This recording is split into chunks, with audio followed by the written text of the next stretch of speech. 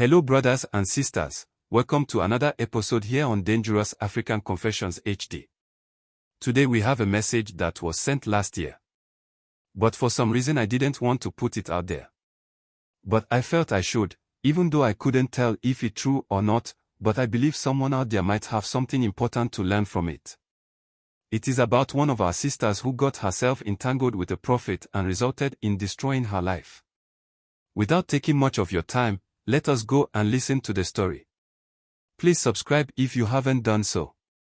Also do like and share this video, and hit the notification bell so you will be notified anytime we upload new videos.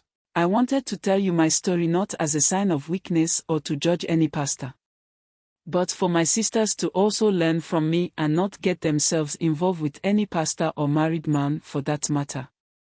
This is because, whatever I may experience tomorrow, knowing very well of my status as HIV patient is something I brought upon myself. And by sharing this with you, I only hope you can take the positives out of it.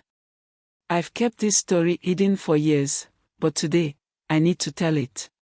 Not just for myself, but for the truth that has been buried for far too long.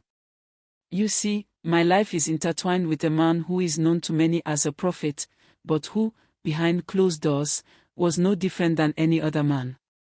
I wouldn't mention his name, because that is not the direction of my message to you. The only justice I seek is not about him nor anyone in my story, but my justice will be well served if you can take something out of this. My walk into this started so innocently. I was a woman searching for answers, and that was when I this man who claimed to know the way. But what I didn't know then was how much I would lose in the process. I thought I was gaining everything, but I was losing myself. I first met him at one of his sermons. I wasn't really looking for a connection at that point, I was just looking for some guidance. I had lost a lot of people in my life, people I thought I could trust. So, I came to him, seeking solace. I didn't expect him to be so different from the others. To be honest, he didn't speak to me like a preacher. He spoke to me like I mattered, like I had a purpose. What I didn't know then was that me meeting him would change everything in my life as I knew. So, over the next few weeks, I went to him for counseling sessions. And that was when I started confiding in him about my life, my fears, and my loneliness. He really encouraged me from the beginning that I was capable of so much more than I believed. And I wanted to believe him. I wanted to believe that someone saw me for who I truly was. I remember one day after a counseling session, out of nowhere, he planted a kiss on my lips and told me that I have been through so much, and that I deserve someone who truly sees me. I deserve to be loved. To be much honest, my heart raced as I felt his lips touch mine. He then told me he understood me in ways no one else could. He made me feel like I was the only woman in the world. And then, he kissed me again. I knew what was happening wasn't right. But in that moment, I couldn't stop myself. He was everything I had been looking for, and I felt seen for the first time in my life. Over time, our meetings became more frequent. We began an illicit relationship. We were meeting in secrecy, always careful to avoid being seen together. Our bond grew deeper, and I didn't even think about what was wrong or right as far as he was concerned. Every time, I would lie to myself that it was just a phase, that it would end eventually. But every time I tried to pull away, he would pull me back. He'd tell me that we were meant to be together, that our love was something special. Deep within me, I wanted to believe him. I really did. But I knew it was wrong. I wasn't just breaking his vows, I was breaking my own heart. But I didn't know how to stop. I wasn't just doing this with a prophet, but I was also doing it with a married man for that matter. But with every passing day, the guilt started to grow inside of me. I was falling deeper and deeper into a world of lies. The church, the people who trusted him, would never understand. They would never forgive him for what they were doing. I started questioning everything. If I just another woman to him? Was I just a momentary escape from his reality? Or was there something real here? But no matter how much I tried to convince myself that it wasn't just about sex or desire, the truth was, I was losing myself. And he wasn't even trying to stop it. There were always whispers, unspoken glances exchanged among the church members, a hushed tone when they thought no one was listening.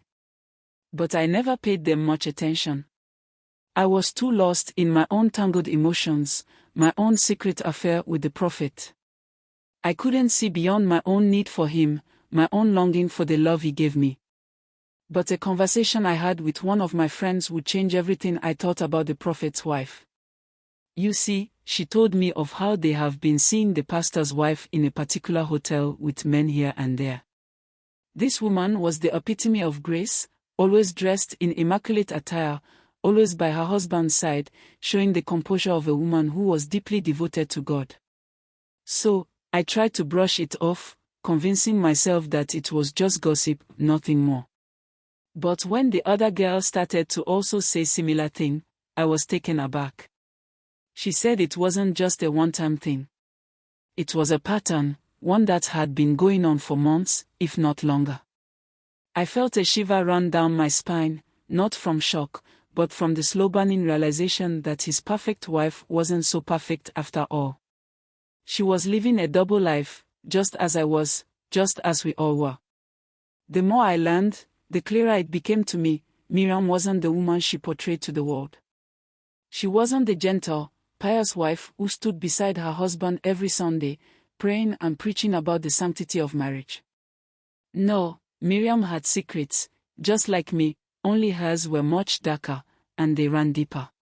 She had been having affairs behind her husband's back, affairs that had nothing to do with love, but everything to do with something else, power, control, maybe even the desperation to feel something that wasn't tied to the role she had been forced to play for so long. Everything I had believed to be true was slowly being turned upside down. My mind replayed everything I knew about them, the way they had always appeared to be the perfect couple, the perfect match in front of the congregation.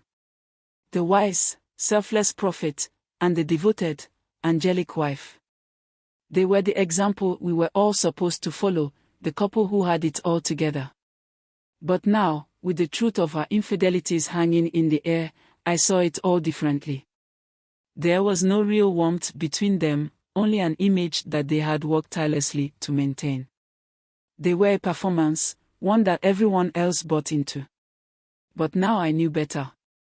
You see, the more I thought about it, the more I realized something else. Her husband had no idea. Or if he did, he was too blinded by his own ego and his image as a prophet to see the truth. In his eyes, she was the model wife, the one who stood by him through everything. The one who supported him, who prayed with him, who bore his children and kept his house. She was the one who played the perfect wife, and he, the perfect husband. They were an inseparable duo, a shining example for the entire congregation. But it was all a lie.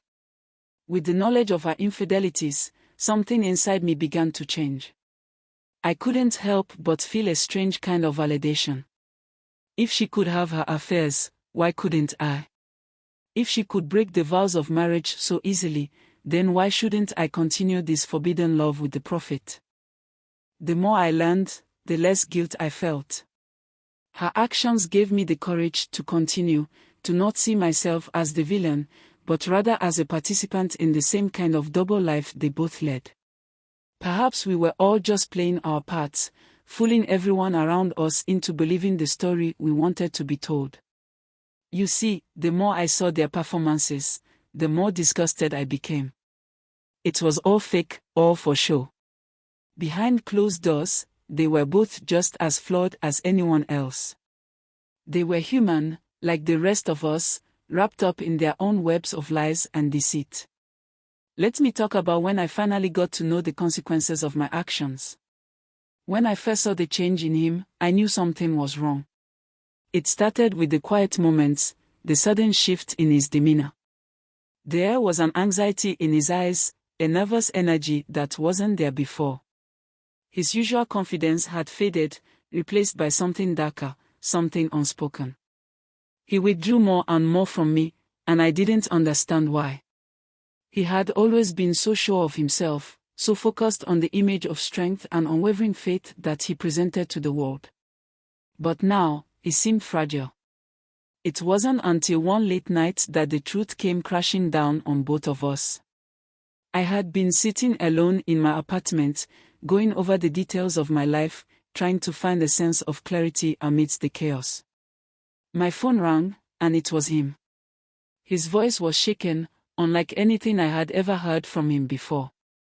He asked me to meet him at his office, but there was a hesitancy in his tone, a quiet desperation that sent a chill through me. When I entered the church's private office that night, I saw him pacing nervously, his hands clenched into fists at his sides. His usual composure was gone, his face pale, and his brow with worry. I had always believed that he was untouchable, that his strength came from his divine connection, that nothing could break him. But in that moment, I saw the cracks in his facade, the vulnerability that had always been there, just hidden beneath the surface. He told me that he had gone for a routine checkup, that his health had been declining in ways he couldn't explain. There had been constant fatigue, strange symptoms that he couldn't ignore anymore. The doctor had run tests, and the result was devastating. He told me that night that he had tested positive for HIV. I stood there, stunned, unable to speak. But what he said next, the accusations he leveled against me, shattered everything I thought I knew about him. He looked at me with a mixture of anger and betrayal. His eyes, once filled with kindness and understanding, now burned with accusations. He told me that I had given him the virus, that I had brought it into his life, that I was the one who had destroyed everything. The hurt in his eyes was undeniable. He couldn't see past his own fear, his own shame, to understand that it wasn't me. It wasn't my fault. The truth was that his wife, Miriam, had been carrying the virus long before I ever came into the picture. She was the one who had passed it to him, but in his desperate search for someone to blame, he had turned on me. The weight of his words crushed me, and for a moment, I questioned everything. I wondered if he truly ever cared for me or if I had always been just another pawn in his life, another secret to keep hidden. His anger wasn't just about the virus, it was about everything. The lies. The betrayal. The fact that I had entered his life in the first place. It was as if he had been so consumed by his own guilt and shame that he couldn't see me anymore. He couldn't see the woman who had loved him, who had trusted him. I left that night, my heart in tatters. His accusations echoed in my mind long after I had walked away. You see, I knew it wasn't me because, prior to starting this relationship with him, I was not well and had to go for a routine checkup, where all the necessary tests were conducted, including the HIV test, and it was negative. So, when he said that, I knew I couldn't be responsible. But when I got home, it hit me that I should also go to the hospital for checkup and see if I also have contracted the virus. But to tell you the truth, I couldn't go for almost about a month or so. I was still scared to go to the hospital for the test. The days that followed were not the same. He withdrew from me completely. We barely spoke. The church continued to function as if nothing had changed, but I knew better. The cracks in the foundation had already begun to show. There was a coldness between us now, one that could never be repaired. But it wasn't just the strain in our relationship that I had to face. It was the overwhelming sense of isolation. I had been living in a world of lies for so long, wrapped up in a secret affair that had slowly consumed me. Now, I was left with nothing. The truth had begun to come to light, and it wasn't just him alone who was affected. It took some time before I discovered that I, too, had contracted the virus. The same doctor who had given him his diagnosis had tested me as well, and the result was the same. HIV positive. The news hit me like a tidal wave. It wasn't just the betrayal that stung, it was the reality that he and I had been playing a dangerous game, one that neither of us could win. And now, I was trapped in a world where there were no easy answers, no escape. The virus had become the mark of our shared sin, a physical manifestation of everything that had gone wrong in our lives. But you see, even as the weight of the diagnosis pressed down on me, I couldn't help but wonder about his wife. I knew and believed so much that she was the one who had passed it to her husband, the one who had been unfaithful in so many ways. And now, she had passed the virus to both of us. And I wondered for how many men out there had gotten it through her. I started to ask myself if she actually knew and was spreading it, or she simply didn't know about it. She was the root of this sickness, the one who had started the chain of events that had brought us all to this point. But no one knew her truth. No one knew what kind of woman she truly was. And yet, in the aftermath of it all, I began to feel a strange sense of clarity. I no longer cared about the blame. I no longer cared about who had done what to whom. The reality was that we were all broken, all trapped in our own webs of lies, all living in the shadow of something we couldn't control. The only thing I knew for sure was that I had to leave.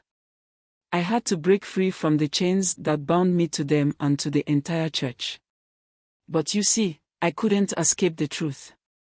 I couldn't escape the virus that had become a part of me now, a permanent reminder of the choices I had made. The only thing I could do now was live with the consequences of those choices and find a way to move forward, on my own terms. One day, while I was out, I received a call from him. His voice was low, tense, as if he had something heavy weighing on him.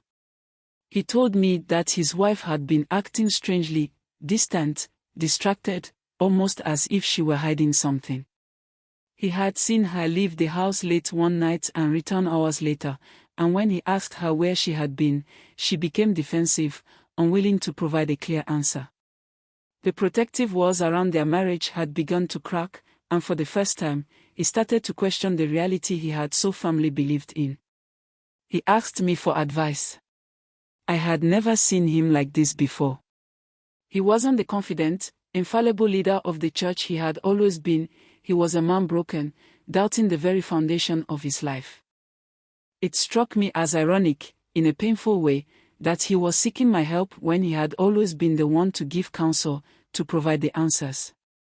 He was the prophet, the one who had always seen the truth in others, but now he couldn't even see the truth in his own marriage. As the days went on, his suspicions only grew.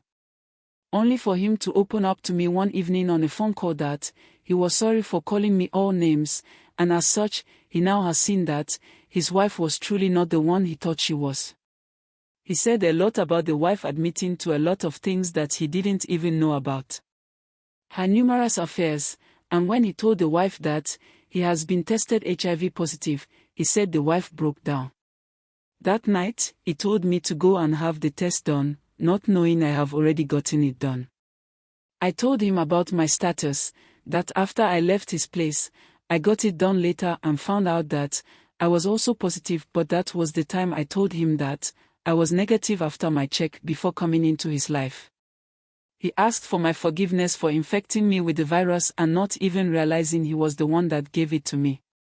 After that week, I did cut all ties with him and decided to focus on my life as it was left for me. Don't forget to please subscribe, share and like our videos. Kindly hit the notification bell so you will be the first to get notification to our videos when we upload.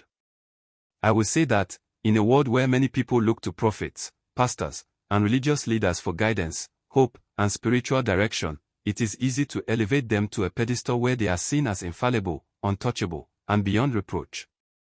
We tend to forget that these leaders, despite their calling, are still human. They are subject to the same temptations, flaws, and weaknesses that we all are. There is power in faith and respect for those who lead us in spiritual matters, but there is also wisdom in remembering that they are not perfect. A pastor or prophet may be anointed with a gift, but they are not beyond mistakes or misjudgments. No one should be blindly followed, no matter how charismatic or influential they are. The scriptures teach us to test the spirits, to seek wisdom, and to be discerning in all things. So therefore, it's crucial to recognize that the true strength of our faith does not rest in any one individual, no matter how esteemed they may be. It rests in our relationship with God, in our personal connection to the divine truth, and in our ability to hold leaders accountable, just as we hold ourselves accountable. Thank you for watching, and remember, life is too short to make choices you regret forever. We shall meet again in the next video.